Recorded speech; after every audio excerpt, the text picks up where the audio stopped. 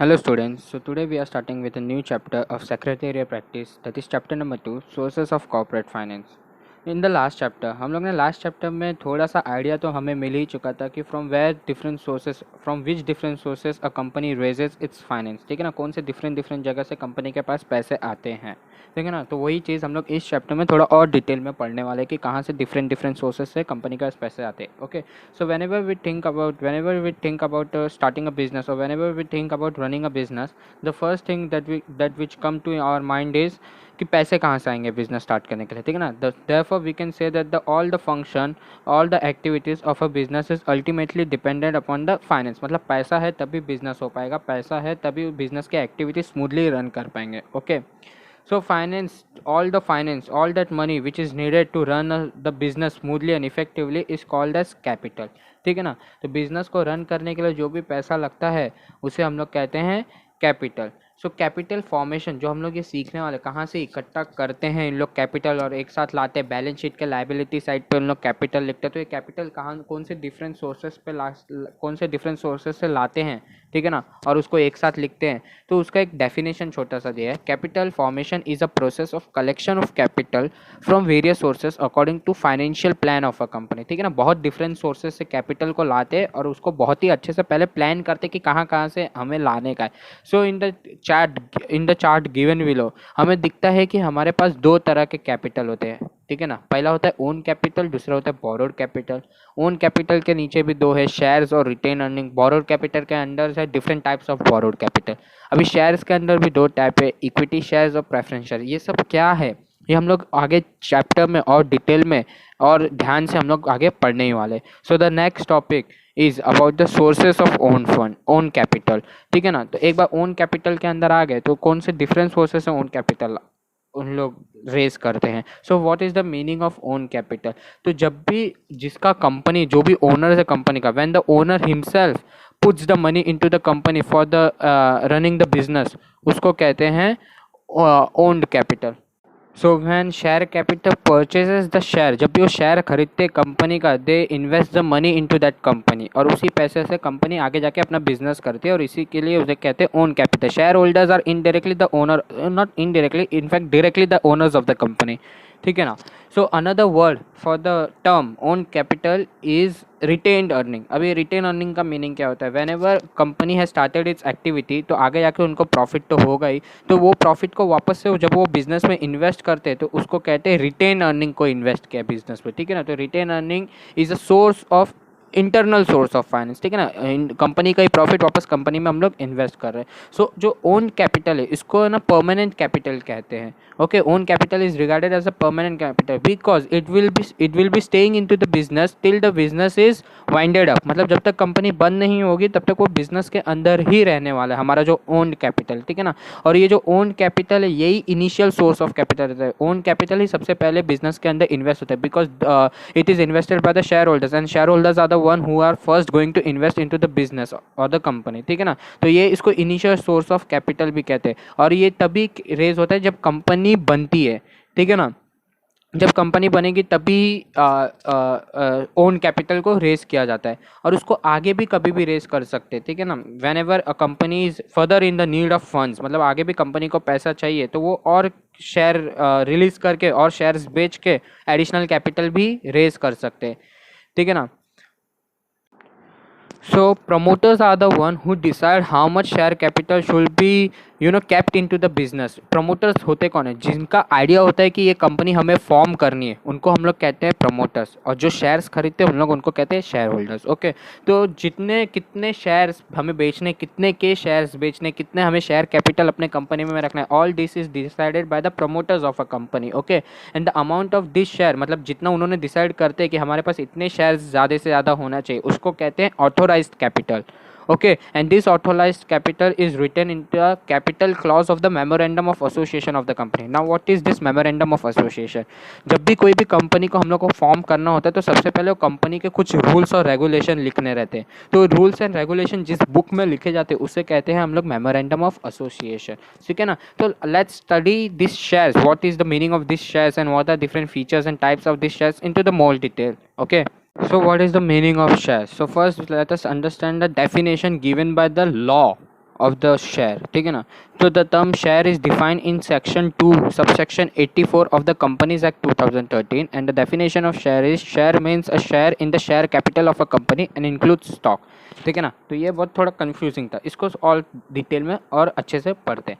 तो शेयर मतलब क्या होता है? वेन एवर अ कंपनी और the promoter of a company has already decided that how much capital they want to raise from different sources, ठीक है ना. तो उसके बाद उन लोग उसको कुछ हिस्सों में डिवाइड करते हैं. ओके, कि हम लोग चलो फॉर एग्जांपल लेके बात करते हैं. For example promoter of a company has decided कि उनको 1 करोड़ रुपए रेज करना है as a part of capital, ठीक है ना. और उन लोग ने ये भी डिसाइड किया कि मैक्सिमम हम लोग मतलब एक जन से 10 रुपये पर टाइम पे लेंगे, 10 रुपये. सो if you divide 1 crore rupees with ₹10, मतलब 1 करोड़ रुपए टोटल हम लोग को रेज करना है और 10 रुपये पर हेड से लेने के हमको. So if you divide 1 crore by 10, तो हम लोग को आंसर आता है 10 लाख. तो इसका मतलब कंपनी को कम से कम 10 लाख शेयर तो रिलीज़ करने या बेचने पड़ेंगे, तब जाके उनके 1 करोड़ रुपीज़ होगा, मतलब 1 करोड़ रुपीज़ रेज कर पाएंगे अगर उनको रेज करना है तो. ओके, सो ये था शेयर का meaning. When the total capital of a company which has company already decided to raise is divided into the smaller parts, ठीक है ना. हर कैपिटल को स्मॉल पार्ट्स में जब भी डिवाइड करेंगे तो जो स्मॉल पार्ट रहता है उसको कहते हैं शेयर. ओके, और जितने का उन लोग बेचने वाले, जितने पार्ट में उन लोग बेचने वाले उसको कहते हैं फेस वैल्यू, कितने पे बेचेंगे. ओके, तो share is a small unit of a capital of a company, ठीक है ना. एक छोटा सा हिस्सा होता है पूरे कैपिटल का, एक शेयर को बोल सकते हैं. और इसी के जरिए with the help of share only the common people और the common citizen are able to subscribe to the shares of a big company, ठीक है ना. सो कोई भी आदमी कितने भी शेयर्स है किसी भी कंपनी के खरीद सकता है, ठीक है ना. और इसी के जरिए वो कंपनी का शेयर होल्डर बनता है. Now there are certain features of this shares also. First is meaning. तो meaning क्या होता है shares का? Share is the smallest unit in the total share capital of a company. तो जितने हिस्से में ये total capital of a company divide होता है तो एक हिस्से को कहते हैं एक शेयर, ठीक है ना. तो एक छोटा सा यूनिट रहता है पूरे कैपिटल का कंपनी में, उसको कहते हैं हम लोग शेयर. Second is ownership. कौन होता है owner? The person who purchases this share is called as the shareholder. और इनडायरेक्टली ये शेयर होल्डर कंपनी के ओनर भी रहते हैं. फॉर एग्जांपल हम लोग बोलते हैं ना, मैं 10 शेयर का मालिक हूँ, मैं 100 शेयर का मालिक हूँ, मैं 1000 शेयर का मालिक हूँ. तो they are the indirectly the owner of the company. ना डिस्टिंक्टिव नंबर, एक डिस्टिंक्टिव रहता है नंबर है, ठीक है ना. So whenever you purchase a share, तुम लोग को शेयर सर्टिफिकेट दिया जाता है कि हाँ तुम लोग ओनर हो इस शेयर के, और उस पर एक नंबर दिया जाता है कि हाँ चलो इतने नंबर का शेयर से लेके इतना नंबर तक का शेयर तुम्हारे हैं. Unless it is dematerialise. Dematerialise मतलब अगर तुम लोग इलेक्ट्रॉनिक फॉर्म में वो शेयर को होल्ड करते हो तो तुम्हारे पास शेयर सर्टिफिकेट की ज़रूरत नहीं है और ना ही तुमको वो डिस्टिंक्टिव नंबर मिलेगा. Okay, next is evidence of title. Means what are the proof that you are the owner of that share का, ठीक है ना. तो जब भी तुम लोग शेयर खरीदते हो तो एक शेयर सर्टिफिकेट कंपनी तुमको इशू करता है जिसपे तुम्हारे नाम, एड्रेस, कितने शेयर्स खरीदे, कौन से डेट को खरीदे, कितने बजे खरीदे, कहाँ से खरीदे, वो सब लिखा रहता है. And it is only the title of ownership. मतलब इसी के जरिए पता चलता है हाँ ये ओनर है इस शेयर का, ठीक है ना. Since share is not a visible thing, हम लोग ऐसे इजीली उसको देख नहीं चलते. It is through the share certificate that evidence of this title is easily identifiable for the people, ठीक है ना. या तो डीमैट अकाउंट में शेयर को होल्ड करते. Demat account means account in which shares are traded. Okay, fifth is value of share. कौन से वैल्यू होते हैं? तो कुछ कुछ वैल्यू पे डिसाइड होते हैं कि शेयर कितने का बिकेगा, कब बिकेगा. First is face value. तो जो फेस वैल्यू मतलब the value return on the share certificate और mention in the memorandum of association. कि कंपनी जब नया नया शेयर्स इशू करती है मार्केट में तो उन लोग डिसाइड करते हैं हम लोग 10 रुपये के शेयर पे बेचेंगे, ठीक है ना. तो जो पहला ही मेमोरेंडम ऑफ एसोसिएशन में इशू होता है कि तुम लोग इतने में शेयर बेचने वाले, वो बन जाता है face value of a share. Second is issue price. तो अगर कंपनी ज़्यादा प्रॉफिट कमा रही है तो इशू प्राइस हो सकता है 10 रुपये का शेयर वो 20 रुपये में बेचेंगे, क्योंकि कंपनी का प्रॉफिट ज़्यादा है, मतलब इसका डिमांड ज़्यादा होगा इस शेयर का, तो कंपनी 20 रुपये में बेचेगी. तो जितने में बेच रही है उसको कहते हैं issue price. Okay, and third is market price. एक बार कंपनी ने बेच दिया तो वो मार्केट में शेयर का प्राइस तो रोज़ हम लोग सुनते ही है कि ऊपर नीचे होता रहता है. ओके, सो मार्केट वैल्यू मतलब रोज़ जितना डिमांड और सप्लाई की वजह से ऊपर नीचे होता है उसका वो मार्केट वैल्यू होता है. Next point is rights. So there are certain rights given to the shareholder who is the owner of these shares.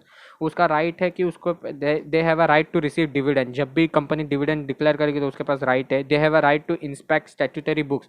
मतलब वो कंपनी के बुक्स चेक कर सकता है कि प्रॉफिट कितना हुआ, लॉस कितना हुआ, वो सब बुक्स शेयर होल्डर चेक कर सकते हैं. They have a right to attend the meetings of a company and they also have a right to vote on such meeting, ठीक है ना, ये कुछ राइट्स थे. Second, seventh point is income. So a shareholder is entitled to get some income from the company after they have attained or achieved net profit, ठीक है ना. जब भी कंपनी प्रॉफिट में जाती है तो कुछ हिस्सा अपने शेयर होल्डर को देती है और उसे कहते हैं हम लोग dividend. Okay. 8 is transferability, how this shares can be transfer. So since share is easily transferable from one person to another person, ठीक है ना, तो कोई रोक टोक नहीं है कि कभी भी कोई भी इंसान शेयर्स अपना बेच सकता है किसी और इंसान को. Next point is property of share holder.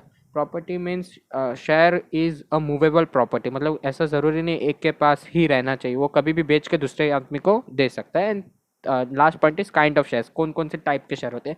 So there are two types, basically two types, equity shares और प्रेफरेंस शेयर्स, यही दो टाइप है. तो लेकिन इन नीचे एक चार्ट दिया है, उसमें there are several different types of shares. पहला है equity shares in which there are 2 different types of equity share, and second is preference share in which there are 8 different types of preference shares. अभी ये सब कौन कौन से type, इनके meaning क्या होते हैं, हम लोग ये आगे चैप्टर में और डिटेल में देखने वाले हैं. Okay. So the first share is equity share. So there is a certain definition given in the Companies Act of equity share. It is saying that those shares which are not preference shares is called as equity share. ये था definition. So with this definition, 2 points are certainly clear in front of us. First is whenever a dividend is declared, first preference is given to the preference shareholders and not to the equity shareholder. मतलब जो बचा कुचा रहता है वो equity shareholders को मिलता है. And the second point is that whenever a company is winded up, जब भी कंपनी बंद हो जाती है तो जो भी पैसे बचते हैं वो दूसरे लोगों को चुकाने के बाद, मतलब जो भी क्रेडिटर्स हमारे हैं, जो भी हमारे लाइबिलिटीज़ है, उनको देने के बाद, प्रेफरेंस शेयर होल्डर्स को देने के बाद जो भी पैसे अब बचते हैं, अब वो इक्विटी शेयर होल्डर्स में डिवाइड किया जाता है, ठीक है ना, उनको मिलता है. तो ये 2 पॉइंट तो सर्टेनली क्लियर होते हैं विद जब हम लोग ये डेफिनेशन पढ़ते हैं इक्विटी शेयर्स का. ओके. इक्विटी, जो भी इक्विटी शेयर्स रहते हैं, this is the fundamental source of raising capital. यही सबसे बेसिक रहता है. जब भी कंपनी चालू करने वाले रहते हैं, चालू करना रहता है, हमको कैपिटल की ज़रूरत है, तो हम लोग इक्विटी शेयर्स मार्केट में रेज कर सकते देते हैं. But equity shares come with a certain risk also, कि जब भी हम लोग, रिस्क तो रहता ही है कि अगर कंपनी बंद हुई तो हम लोग श्योर नहीं रहते कि हमें हमारा पैसा रिटर्न मिलेगा कि नहीं मिलेगा. ओके. तो कुछ रिस्क के साथ भी आता है ये इक्विटी शेयर, क्योंकि ये जो इक्विटी शेयर होता है, जब भी कंपनी बंद होती है सभी को पेमेंट देने के बाद ही मिलता है इक्विटी शेयर होल्डर को. Therefore they are also known as residual claimants. Residuals मतलब बचा कुचा हुआ, ठीक है ना, इसको ले उसको कहते हैं residual claimant. Okay. And second point is the amount और the rate at which a dividend is declare to the equity share holder is also not fixed, ठीक है ना. It is decided at the recommendation of board of directors. एक बार board of directors decide करते हैं कि कितना rate देने का है, तो हर साल ये रेट जितना इक्विटी शेयर होल्डर को मिलता है वो चेंज भी होता रहता है. And if in a particular year there is no profit earn by the company, तो उस साल कुछ डिविडेंड भी डिक्लेयर नहीं होएगा for the equity share holders. और अगर कम प्रॉफिट हुआ है तो कम डिविडेंड भी डिक्लेयर होगा, ठीक है ना. Therefore we can also say that the fortune of income for the equity share holder ultimately depends upon the performance of a company. कैसे कंपनी परफॉर्म करती है, अगर कंपनी अच्छा परफॉर्म करेगी तो उनको इनकम भी अच्छा मिलेगा, नहीं करती है तो नहीं भी मिलेगा, ठीक है ना. सो इट इज़, इसके लिए हम लोग कहते हैं कि बहुत सारे रिस्क के साथ आती है ये इक्विटी शेयर होल्डर. सो अगर हम लोग इसके अलावा भी बात करें तो there are certain advantage, certain benefits also equity share holder के. Equity share holders are allowed to take participation in the management of the company. उनको अलाउड रहता है, क्यों, क्योंकि उन लोग मीटिंग्स अटेंड करते हैं बहुत सारे, उनको मीटिंग्स में वोट अलाउड है डालने के लिए. ओके. जनरल मीटिंग में उन लोग अपना एक खुद के रिप्रेजेंटेटिव्स इलेक्ट करते हैं कि जो सारे इक्विटी शेयर होल्डर्स के बाद कंपनी तक, मैनेजमेंट तक अपना बात पहुंचाएगा. Okay. And therefore it is said that equity share holders are the real owners of the company. Now there are certain features also of this equity shares. First is permanent capital. So once a shareholder has purchased the shares, equity shares of a company, it means the amount which he has used for the purchase of that equity share is invested into that company. And once it is invested in that company, it is going to remain in that company or that business for a lifelong as the company is working or is doing it's activity, ठीक है ना. Life time में वो उधर ही रहने वाला. It is not refundable and it is refundable only in the case when the company is decided that it has now to wind up its activities, कि अब तो कंपनी बंद ही करने की है. ओके. सो इक्विटी शेयर इसके लिए बोला जाता है कि हमेशा बिजनेस में रहता ही है. एक बार ओनर्स लोगों ने पैसे डाल दिए तो जब तक वो बिजनेस चल रहा है उनके पैसे उस कंपनी में ही रहेंगे, इसके लिए उसको कहते हैं permanent capital. Second is fluctuating dividend. So the rate at which equity share holder is liable to get dividend is always fluctuating. मतलब एक फिक्स रेट नहीं है. इफ़ यू नो, तो प्रेफरेंस शेयर वालों का हमेशा एक फिक्स रेट रहता है कि हमको 10% पर एनम फॉर एग्जाम्पल चाहिए ही चाहिए dividend. But this is not the case for equity share holder. It is always fluctuating. It always keeps on changing in case of equity shareholder. It actually depends upon the performance of a company, how a company is performing. If the company is performing well, if the company is earning more profit, the rate at which dividend is declared for equity shareholders is higher, and vice versa. अगर कम declare करे कम. There is also a case when if the company is unable to make sufficient profit to declare dividend for equity shareholder, तो बहुत time तक उन लोग postpone भी कर देते डिविडेंड इक्विटी शेयर होल्डर्स के लिए. therefore it is saying that dividend for equity shareholders is fluctuating. Third is rights. So there are certain rights to equity shareholder. First is right to vote. So whenever a equity shareholder attends a meeting or annual general meeting of the company, they have a right to vote on any matter which has been decided in that meeting. ठीक है ना.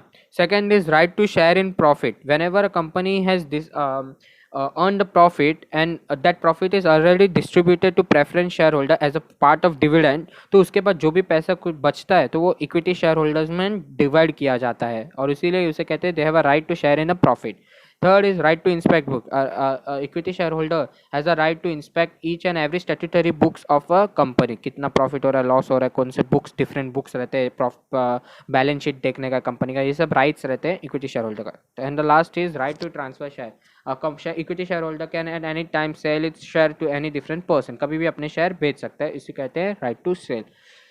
Next point is no preferential right. ठीक है ना. तो उसके पास preferential right नहीं रहते. इक्विटी शेयर होल्डर के पास प्रेफरेंशियल राइट नहीं रहते in a case of payment of dividend. He will only get paid dividend only after preference share holder has been paid.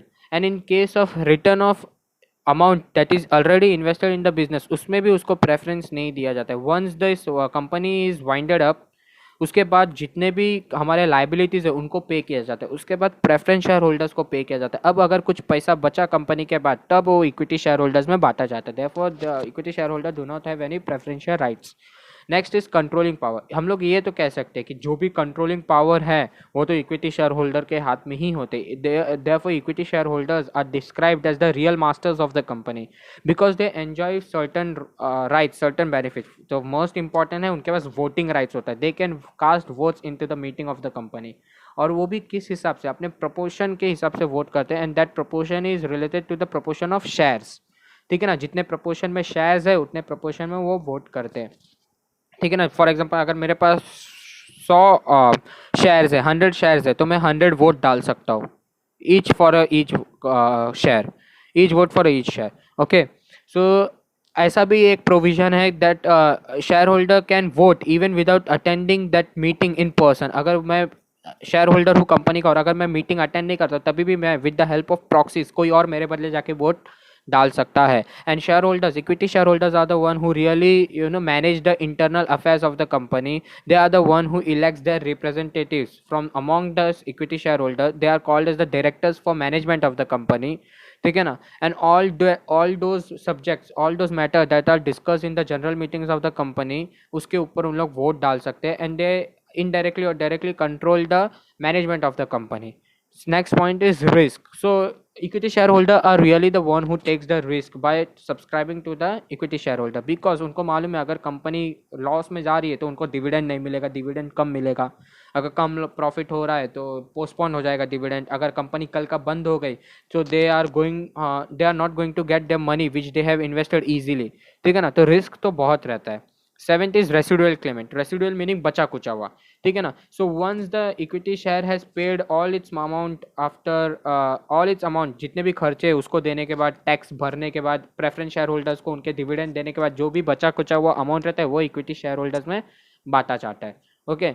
Next point is no charge on asset. The meaning of the word charge is, charge का meaning होता है जब भी हम लोग कोई भी हमारे लाइबिलिटी से, फॉर एग्जांपल हम लोग किसी क्रेडिटर्स से जब भी हम लोग पैसा उधारी लेते हैं तो वो बोलता है कि मेरे को कोई चीज़ गिरवी रख के दो, कि ये चीज़ मुझे दे दो और तुम मेरे बदले पैसा लो, मतलब गिरवी रखना. ठीक है ना. प्लेज करना. तो जब भी इक्विटी शेयर्स पैसे इन्वेस्ट करते कंपनी में, तो वो कंपनी से ऐसा नहीं बोलते कि अच्छा मेरा पैसा ले लो, कुछ चीज़ मुझे गिरवी दो, ठीक है ना। सो देयरफॉर कभी भी कोई असेट्स गिरवी नहीं रखी जाती है कंपनी की जब भी उन लोग इक्विटी शेयर्स से पैसे रेज करते हैं। Therefore no charge is created on the assets of a company. Next is the point of bonus issue. So whenever a company is performing well, it is performing actually very good and it is earning more profit, ठीक है ना, तो company खुशी के मारे अपने equity share holders को और 2-3 शेयर्स फ्री में दे देते हैं। तो जो ये फ्री में शेयर्स बांट रहे हैं उसको कहते हैं बोनस इशू, और ये फ्री में दिए जाते हैं in proportion to the shares they are already holding, ठीक है ना। जितने भी शेयर्स अभी हेल्ड कर रहे हैं उस प्रपोर्शन में दे दिए जाते हैं, और उसी के मतलब कंपनी अपने मार्केट में नाम जाती है कि ताकि उसके मार्केट में वैल्यू और बढ़े। Okay, this is benefit that is only available to the equity share holder, कि कभी कभी उनको बोनस शेयर्स मिल जाते हैं। Next point is right issue. So what is right issue? Whenever a company after issuing equity share are in search or are in need of more funds, कि अब हमने इक्विटी शेयर्स तो release कर दिए हैं लेकिन अब भी हमें और पैसे चाहिए, ठीक है ना। तो और पैसे चाहिए तो उन लोग बोलते चलो हम लोग और इक्विटी शेयर्स मार्केट में बेचते हैं। So when ever they have decided कि हम लोग और इक्विटी शेयर्स मार्केट में बेचेंगे, तो सबसे पहले उनके जो एग्जिस्टिंग इक्विटी शेयर होल्डर्स है, सबसे पहले उनको वो शेयर अपने existing shares equity share holders को बेचने पड़ते हैं, ठीक है ना। तो जो अगर कोई रेडी है उसको खरीदने के लिए, उसको कहते हैं राइट्स इशू. जब भी whenever a company has decided that they want to issue more equity shares into the market, so first of all they will prefer to go to the existing equity share holders and this is called as right issue. Okay, next is face value. Face value कोई भी equity share का generally बहुत लो होता है, 1 रुपया होता है या तो 10 रुपये रहता है, मतलब जितना भी मेमोरेंडम ऑफ एसोसिएशन में कंपनी का फेस वैल्यू लिखा गया है उसे कहते हैं face value. Next is market value. So the market value of a company always keeps changing depending upon the demand and supply of the share of the company, and also depending upon how the company is actually performing in that particular financial year. अगर company अच्छा perform कर रही है, अच्छे investment कर रही है, अच्छे प्रॉफिट्स ला रही है, उनके डिसीजन अच्छे हैं, तो प्रॉफिट में मार्केट वैल्यू भी बढ़ते रहेगा, otherwise vice versa. Next is capital appreciation. So whenever a market price of a company goes on increasing, तो market price बढ़ते रहता है, उनका share price बढ़ते रहता है, उसको कहते हैं हम लोग capital appreciation, कि capital का value भी बढ़ते जा रहा है, ठीक है ना. So now next point is there are types of equity shares. So basically there are two types of equity share. First is with voting rights. Second is with differential voting rights. So first is voting rights. Voting rights is simple that every equity shareholder has a right to vote depending upon the proportion of their share holding. मतलब जितने shares अगर तुम्हारे पास है उतने ही shares पे तुम vote कर सकते हो. अगर तुम्हारे पास 10 शेयर है तो तुम 10 वोट डाल सकते हो. Next point is equity share holder with differential voting rights. तो ये जो इक्विटी शेयर होल्डर्स होते हैं विद डिफरेंशियल वोटिंग राइट्स, इनके अलग अलग कुछ राइट्स रहते हैं. For example equity share have a varying rights regarding dividend. तो कुछ लोग रहते हैं जो बोलते हैं कि मैं मीटिंग में वोट नहीं डालूंगा लेकिन मुझे डिविडेंड ज़्यादा मिलना चाहिए, मेरे को वोटिंग्स नहीं चाहिए, वोटिंग इंपॉर्टेंट नहीं लेकिन मेरे को डिविडेंड ज़्यादा है. तो कुछ लोग रहते हैं जो बोलते हैं कि मेरे को वोटिंग चाहिए, मेरे को डिविडेंड नहीं दोगे चलेगा, मेरे को वोटिंग ज़्यादा इंपॉर्टेंट हो, ठीक है ना. तो ऐसे ही कुछ रूल्स बनाए गए हैं विद डिफरेंशियल वोटिंग राइट्स के लिए. Rule 4 of the company share capital and debentures rule 2014, ठीक है ना. A company can issue shares with limited voting rights और no voting rights. It may be dependent upon the extra rate of dividend. मैं बोला ना differential, कुछ लोग बोलते हैं कि मेरे को डिविडेंड ज़्यादा चाहिए लेकिन वोटिंग नहीं चाहिए, तो it ultimately depends upon the company कि कितने वो देंगे. Okay, now the next topic is about the preference shares. So we can understand what is preference share with the help of these 2 points. First point is a preferential right as to payment of dividend during the lifetime of a company, ठीक है ना. तो जब भी हम लोग preference shares purchase करते हैं तो उसी वक्त हमको बता दिया जाता है कि तुमको हर साल डिविडेंड मिलेगा at this particular rate, 10% per annum for example, ठीक है ना. तो ये है. Second point is a preferential right as to return of capital in the event of winding up of a company. तो ये भी कहते हैं कि जब भी अगर आगे जाके कंपनी बंद हो गई तो सबसे पहला पैसा तुमको, प्रेफरेंस शेयर्स का पैसा प्रेफरेंस शेयर होल्डर्स को मिल जाएगा. जितना भी तुमने पैसा इन्वेस्ट किया वो तुमको तुम्हारे हाथ में दे दिया जाएगा. Okay, so with this 2 point only, if we can understand that the rate at which a dividend is declared for the preference share holders is already fixed at the time of purchase of those preference shares, ठीक है ना. and the rate issue के time पे ही describe किया जाता है. Normally the preference share holders do not have voting power, मतलब उन लोग वोट नहीं कर सकते मीटिंग्स में, ठीक है ना. लेकिन वो वोट कर सकते हैं इन particular situation, a situation that is concerning them self. मतलब अगर कुछ मीटिंग में ऐसा फैसले लिए जा रहे जो प्रेफरेंस शेयर होल्डर से रिलेटेड है, then they can vote in those situations. Okay, so preference share holders are generally the co-owners of the company, मतलब एक तरह से उन लोग ओनर्स ही है, but they are not ones who manage the company. Actually management तो equity share holders के ही हाथ में रहता है, बिकॉज उनको वोटिंग का पावर रहता है। They are not the controllers. This shares purchase, जो भी ये प्रेफरेंस शेयर्स परचेज करते हैं, they are the one who are cautious investor, मतलब उन लोग सोच समझ के डरे हुए सहमे हुए इन्वेस्टर्स रहते हैं। क्यों? क्योंकि उनको अपना पैसे बचा के भी रखने और उनको रिटर्न्स भी ज़्यादा कमाने, ठीक है ना। तो ये कॉशियस रहते हैं, उनको रिटर्न्स ऑन इन्वेस्टमेंट तो चाहिए, उनको पैसे रिटर्न्स में तो चाहिए, लेकिन उनके पैसे डूब ना जाए इस डर से भी उन लोग रहते हैं। So there are certain features for the preference shares, they are as follows. First is preference for dividend. So first of all, the rate at which the dividend is declared for the preference shareholders is already decided at the time of issue, ठीक है ना। और second is जब भी company profit कमाती है तो सबसे पहला पैसा उन लोग प्रेफरेंस शेयर होल्डर को ही देते जितने रेट पे उनको डिवाइड करते हैं, therefore they have a preference for dividend. Second point is preference for repayment of a capital. Whenever a company has decided that now they have to stop their activities and want to wind up the company, तो सबसे पहला पैसा उन लोग preference share holder को ही देते हैं, ठीक है ना। तो इसकी वजह से प्रेफरेंस शेयर होल्डर को कभी भी उनका जो भी कैपिटल रहता है उससे का लॉस होता ही नहीं है। Okay, third is fixed returns. So preference shares carry a dividend rate, ठीक है ना। एक डिविडेंड रेट उन लोग कैरी करते हैं कि हमको डिविडेंड इतने रेट पे हर साल मिलना चाहिए, तो उसको उनका जो भी रिटर्न्स मिलने वाले उनके टाइम पे वो पहले से ही डिसाइड हुआ रहता है कि इतना ही मिलेगा तुमको हर साल, ठीक है ना। इतना ही मनी कैलकुलेट करके दिया जाता है, फिक्स रेट पे दिया जाता है, therefore it is called that they have fixed returns, ठीक है ना। नेचर ऑफ कैपिटल कैसा होता है प्रेफरेंस शेयर होल्डर का। So the capital of these preference shareholders are not permanent into the business, ठीक है ना। So जब भी हम लोग प्रेफरेंस शेयर खरीदते हैं बिजनेस में कंपनी से, तो कंपनी हमें पहले ही बोल देती है कि हमें आपका पैसा सिर्फ 10 साल के लिए ही चाहिए फॉर एग्जांपल, और 10 साल बाद हम लोग आपका पैसा जो हम लोग ले रहे हैं आपको वापस देके हम लोग अपने शेयर्स वापस ले लेंगे, और उस 10 साल तक हम लोग आपको डिविडेंड तो हर साल देते ही रहेंगे। Therefore this shares are redeem after a certain period of time. Therefore it is not said that this share of preference share is permanent share capital, ठीक है ना। इसके लिए हम लोग ऐसे कभी कभी तो इरिडीमेबल प्रेफरेंस शेयर भी कंपनी इशू करती है, those are the different topics, ठीक है ना। और company is always raising this equity और always issue this equity share at the later stage of the company. Company एक बार चालू हो गई, अच्छे से सेटअप हो गया, प्रॉफिट कमा रही है, उसके बाद ही company normally preference shares company issue करती है when they are in the need of additional capital, क्योंकि सबसे पहले तो इक्विटी शेयर्स ही कंपनी इशू करती है। Okay, next point is market value. So market value actually does not, market value or the market price of this preference share does not keeps on changing। क्यों? क्योंकि उनका dividend का जो rate है वो ही fix है। इवन इफ डिविडेंड का rate fix है तो पहली बात मार्केट में प्रेफरेंस शेयर बिकते ही नहीं है। जब भी हम लोग जो भी वो सुनते हैं कि शेयर मार्केट में शेयर के प्राइस ऊपर नीचे हो रहे हैं, वो इक्विटी शेयर से रहते हैं, ठीक है ना। प्रेफरेंस शेयर होते ही नहीं है। प्रेफरेंस शेयर का प्राइस एक ही बार इशू कर देते हैं और वही हमेशा साल भर चलते रहता है। Okay, next point is voting rights. So first of all, normally in preference share do not have any voting rights. They keeps on changing. Normally do not have a voting rights, ठीक है ना, but they have voting rights in certain situation। जब भी कोई भी meeting होती है जिसमें प्रेफरेंस शेयर्स के ऊपर, प्रेफरेंस शेयर होल्डर्स के ऊपर कुछ भी फैसला लिया जाता है by the company, then they have a right to vote in that particular matter only, जिसमें प्रेफरेंस शेयर के ऊपर कुछ फैसला लिया जाता है। For example, if the company has decided that this year in certain situation only, that this year with certain calamities company will not be able to pay its dividend to preference shareholder, तो उसमें उनके पास right रहता है vote करने का, ठीक है ना। 7th is risk. So risk क्या होता है?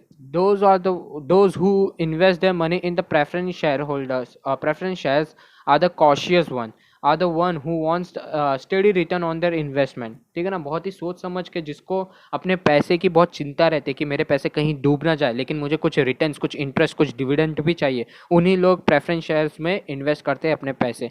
सो देयरफॉर रिस्क तो बहुत ही कम रहता है for the preference share holders, and they are actually the boon, एक वरदान की तरह रहता है preference share holders during the time of depression. Depression मतलब जब हमारे इकोनॉमी अच्छे से काम नहीं करती है तो हमारे इंटरेस्ट रेट्स बहुत गिर जाते हैं, जिसकी वजह से इक्विटी शेयर होल्डर्स को तो पैसे बहुत कम मिलते हैं, लेकिन प्रेफरेंस शेयर का तो कैसे रेट फिक्स रहते हैं, तो उनको एट पर्टिकुलर रेट पे हर साल पैसे मिलते ही रहते हैं।